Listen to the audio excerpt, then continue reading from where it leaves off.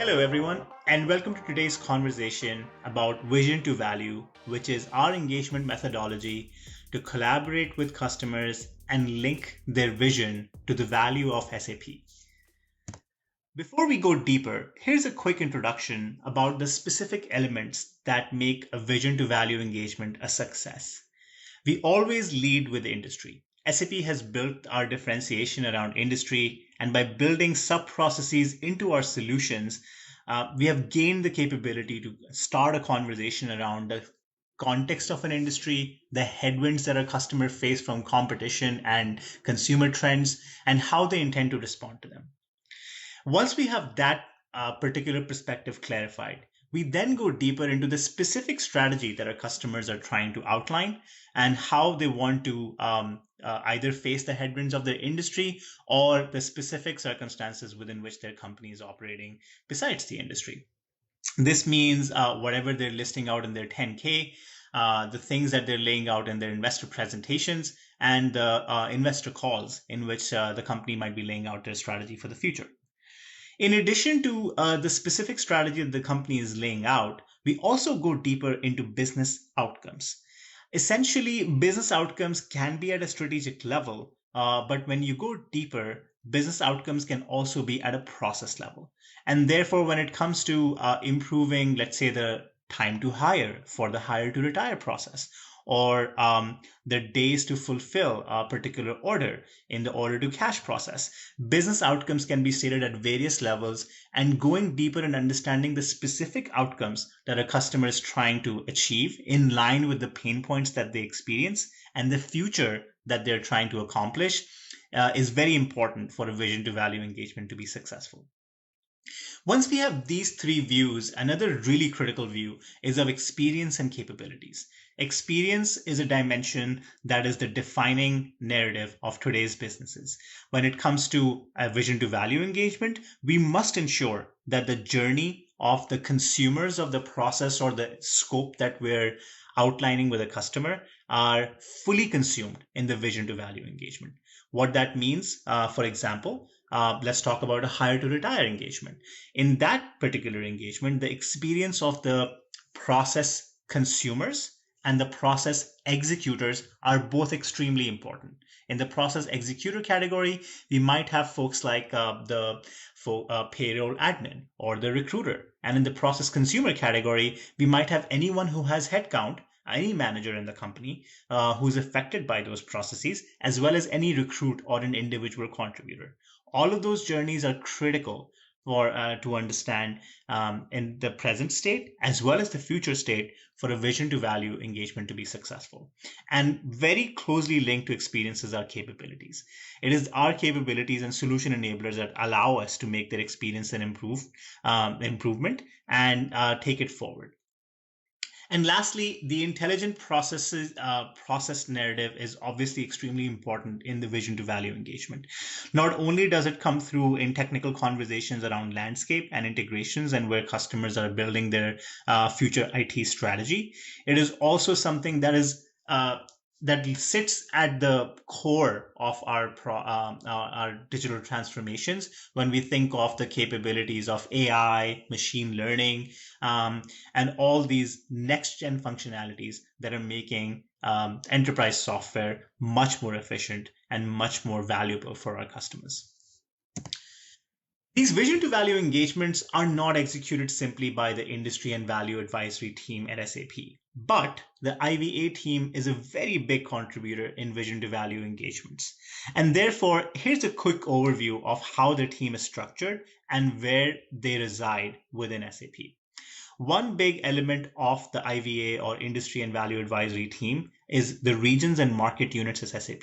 Essentially, we have 7 regions. An example could be North America, LAC, Latin America and the Caribbeans, or EMEA South and EMEA North. And within those regions, we generally have 2 roles. One is of an industry advisor.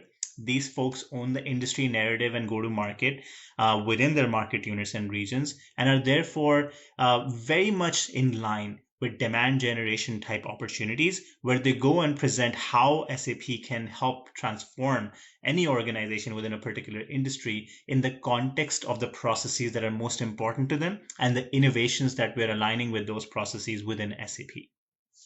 The value advisors, on the other hand, are very similar, but also different in a way that they are concentrated much more on deal execution. And therefore, when it comes to the vision to value engagement, the value advisors are often the linchpin that brings it all together and ensures that the SAP organization and our resources are driving towards a unified output.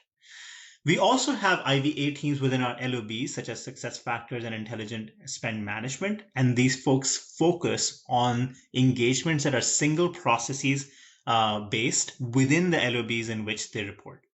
And lastly, we also have a global IVA team, of which I am also a part, that's responsible for providing global guidance on the strategy of IVA. And they focus on topics like approach, content, tools, and enablement. Before we go deeper on vision to value engagements, here's a practitioner's perspective on really what is the need for a vision to value engagement and what drives these engagements forward.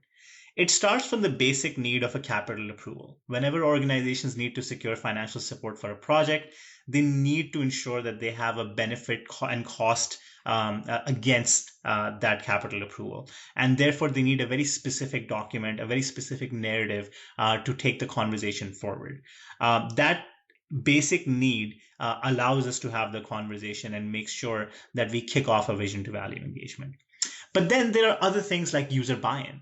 When we go and engage many different people in a vision to value engagement through the process conversations, through the technical conversations, or through strategic conversations, we essentially start building buy-in around the project because any of those conversations start with an introduction as to why we're even talking to the people that we're speaking with. Scope control is also a great benefit for vision to value engagements. Once we really understand what pain points are extremely important to solve and how they result into benefits, we get into a much better situation to really understand which scope materials are much more important than others, and therefore should be considered critical for the transformation of the organization. As a morale building exercise, vision to value is always got people in or engaged people who would otherwise be on the outside looking in. These people are generally critical for the transformation to take hold, and bringing them into the conversation to identify unexpected obstacles or anything that might not have been considered by the executives is essentially an extremely big benefit of vision to value engagements. And a couple more. As an executive reminder, Vision to Value works wonders in trying to make sure that there is a timeline associated with our projects and the perspective that we are producing. And when we ask a simple question of being on somebody's calendar at this particular date with this objective of delivering the final output, we see that it becomes much more easy to move forward and builds momentum around the project. And lastly, vision to value provides a measure of success because it provides not only the benefit categories or the ROI for the project, but also where it comes from in terms of operational teams within any organization. And having that level of clarity makes it easier to do value governance going forward. We've also seen a lot of customer outcomes as a result of engagements and transformations that are guided by vision to value type engagements. Specifically, we see that folks who take a value-based approach to transformations are twice as likely to be on time in terms of their transformations. They're 1.6 times more likely to be on budget, and they're 1.7 times or more likely to be higher in terms of the value potential of the project. And these are critical results that have made vision to value not only an extremely beneficial engagement for SAP, but also our customers. More importantly, it's a very strategic engagement, one that makes sure that the narrative of a digital transformation shifts from a technical one to one that is around the business processes and the employees and the journeys that the transformation enables, which makes it much more human-centric than simply the ability to consume a software and get new functionality. And here is the vision to value approach. Essentially, this is divided into four big buckets, starting from aligning on vision and strategy. This is the stage where we start communicating to our customer our desire to have a business outcome focused approach, one where business needs will drive the agenda for technical transformation. It happens by articulating and understanding the business and the strategy that the customers are pursuing. Oftentimes, we all end up taking the strategy documents produced either through a management consulting organization or through the advisory arms of a big global service provider like Deloitte or Accenture. These things become an input into our conversation because we don't really produce a strategy for the company, but we definitely take it into account for our projects. We also start having conversations around scope and time frame for the customer to work with us on a vision to value, and the specific resources who will satisfy the scope in the best manner possible. We often need a 360 view of the process and the experience, as we have spoken about already, and therefore it's important to understand all the resources who must be acknowledged and took into consideration throughout the vision to value cycle. Once we're done at this level, and essentially from an SAP perspective, we often throw in executive sponsors or value advisors into this stage. Industry advisors are often part of this conversation as well. And generally from the customer side, we see business unit executives or the executive sponsor of the project also participating. We really get into the build the case stage. And this is really where all the data elements that we discussed in the very beginning come to life. Essentially, we can think about the build the case phase as the phase where we start getting information around the process in terms of pain points and future state, the experience in terms of the journey mapping for all the users who might be important to a transformation or a customer who might be important to the transformation, the technology in terms of what might be the landscape. That essentially happens in phase three, but that's also a big part of discovery. And lastly, the data. Once we know the process, the strategy, and the journey and how these things reflect on each other, we are in a much stronger position to understand the value drivers of the of the technology transformation. And knowing that, we can then send over a data request to our customers that will really help us in building the business case. The folks who are generally involved in this stage are members from the value advisory team and industry advisory team. We also have experts from our COEs who often drive conversations because they have deep understanding of business process areas, and therefore they can go deeper with customer participants and really understand where pains are and how things can be improved for the future. We also engage our pre-sales resources in these types of conversations so they can truly understand where we're going in terms of the demo and in terms of showing a vision for the future. And then from the business side, we generally go have these conversations with business unit executives at the highest level to understand the process ramifications and the KPIs that they might be expecting from a certain process area. But then we go deeper with business process leaders and subject matter experts to really understand what's driving things at a level of recruiting, marketing, or requisition management. And that's really the level at which some of these conversations go to understand truly how the transformation will take place in the future. Once we get to the third phase, we started getting more into the last type of data, which is technical. So essentially, this is where you start asking the questions around the IT organization and its present capabilities to consume change, the initiatives that they might be driving today, and the ones they want to drive in the future. We also start talking a lot more about the landscape that empowers the customer's processes and any sunsets that might be happening in the future, along with the high level IT strategy and what the customer intends to do in terms of their commitment to hyperscalers or their data strategy, etc. And this is really where all the elements of data come together to produce roadmaps, to produce a final state architecture, and the full business case with a narrative of the change empowered by all the things that have been done so far.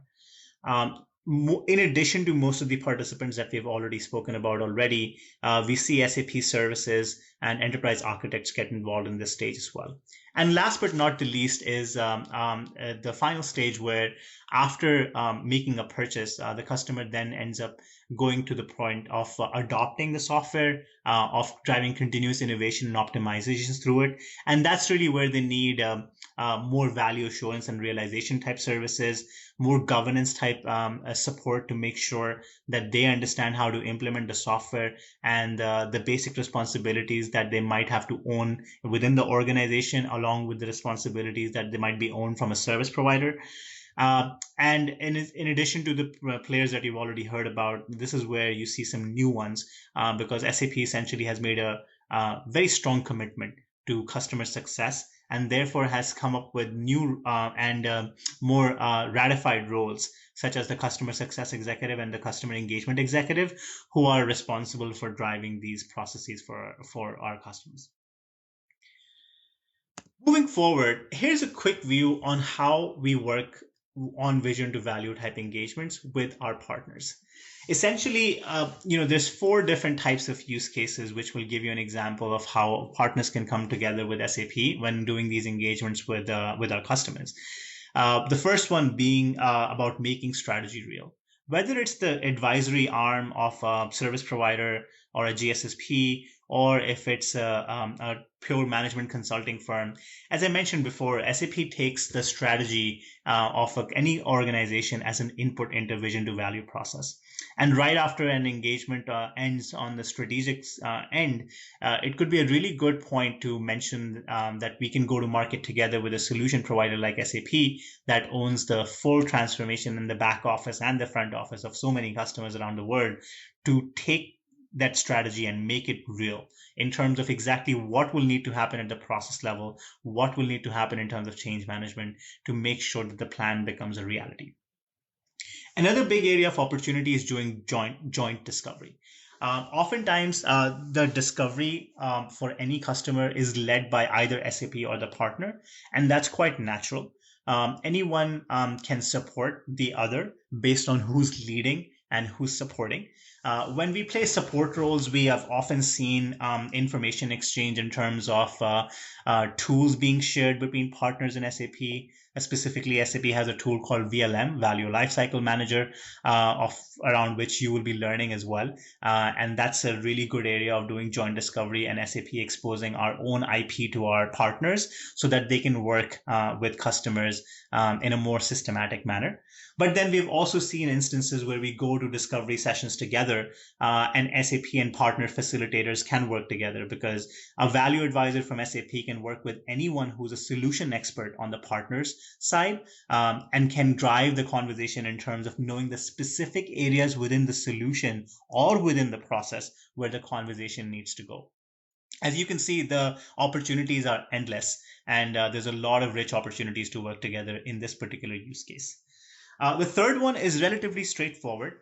When it comes to knowing the services scope, when it comes to having the cost side of the ROI in the business case, the partners are essentially central to that conversation. And knowing a way to having a rough order of magnitude cost, or maybe even having a blueprint of the roadmap and the future state architecture is extremely critical and in an area where we expect partners to lead with us participating and being aware of the outcomes. It's another area which very heavily weighs on the business case because the roadmap informs the timing of the benefits. And without having a good understanding of when certain functionality will come in, it will be very difficult to have a realistic understanding of the benefits in terms of their timing and in terms of the realistic expectation with IT. And last but not the least, partners are crucial when it comes to delivering the business value. Clearly, this is a phase where partners are leaders and they essentially take the conversation forward. And when it comes to topics like education, change management, value realization, partners are central to those conversations. SAP has a role to play, specifically when it comes to things like value realization. Our tools are again central to that conversation, and VLM can again be a very important tool for value realization types of conversations and outputs to be produced. And this is really where we can become a lot more well integrated in making sure that our conversation is jointly handled, not just during the sales cycle, but also after it. This is a good example of a joint engagement with a partner that I led for a large real estate brokerage company. And essentially, SAP and EY worked together because in the very beginning, the customer told us that it was extremely critical for them to have a roadmap and an implementation plan that is driven by the company's ability to consume change. They were also extremely reluctant about the change in terms of change management, and relate to us that they want change management to be a central narrative and a central thought process throughout the conversation, which is why EY essentially engaged their change management practice into the engagement from the day one. So whether it was going to have a conversation at the highest level with the CFO, or it was going to do discovery, change management practice folks from EY were there throughout the conversations. We started the engagement like any other, with the strategy and the high level conversations with executives and laying out the expectations around what the engagement will be. And a practice leader from EY, along with value advisors and sales leadership from SAP, were involved. And we quickly jumped into discovery, where we specifically did process discovery on 3 locations for the brokerage company to really understand the front office processes that were being executed by the staff in those offices, the agents, as well as the leadership in different offices. And for that, we traveled to Kansas, San Diego, and Ohio. And again, in this particular case, this was a jointly shared discovery process where EY change management folks, the practice leader, and SAP value advisory and solution advisory folks were together. We then did journey mapping and future state from future state design for the specific personas that were critical for this change management for this transformation. That was mainly done by SAP. But then again, when it came to executive discovery in terms of understanding elements of the change that were not simply reliant on process, but also around what their organizational culture was like and how things will have to transform for this to truly make an impact, it was again a jointly shared process where SAP went to market with the partner. And then finally, when it came to business case building, the data collection and graph development was managed and led by SAP, but the partner was critical in providing cost estimates, as they were the ones deeper in the trenches in terms of the roadmap and what's to come for the future. And as you can see, that's the same thing that reflects in the making it real stage, where the partner was pretty much driving when it comes to roadmap and final state architecture, and obviously the change management narrative at EY, at the large real estate brokerage company. And SAP owned the solution visioning and the business case, and essentially the visioning for the future, where we wanted to show them exactly how the change will reflect on the field and how that can make them a stronger organization for the future. And essentially, as we already spoke about, value assurance and realization, and the continued relationship management was then followed a very similar path, where the partner became a leader in the next phases. And essentially, that's really where the relationship transitioned to being much more deeply owned by the partner, and SAP taking a supporting role. That's it for today. We also have a few extra slides in the appendix that I just quickly wanted to reference, just so you know that there's a lot more here for you if you want to familiarize yourself with the depth of what happens within these 4 stages. Essentially, we've outlined the example approach for all the activities and outcomes that we have spoken about, the effort required, and some of the sample slides that come through in specific stages and the specific activities that we do within Vision to Value. Feel free to take a look at this and leverage these slides as you see fit. They're part of the deck, and you can just quickly go through it and see that there's some really good examples of slides that can be reproduced. And a good view simply to accelerate your work with customers and make sure that we're building outcomes and outputs that are much more aligned between SAP and our partners. Thank you for your time today. It's been a pleasure to take you through our Vision to Value methodology. If you have any questions, feel free to reach out. My name is Ali Goman. I'm part of the Global Industry and Value Advisory team, and my contact details are right here. I'd love to hear any questions, thoughts, concerns, and if you have any ideas to collaborate on how SAP and our partners can work together, I'm all ears. Thank you, and it was a pleasure.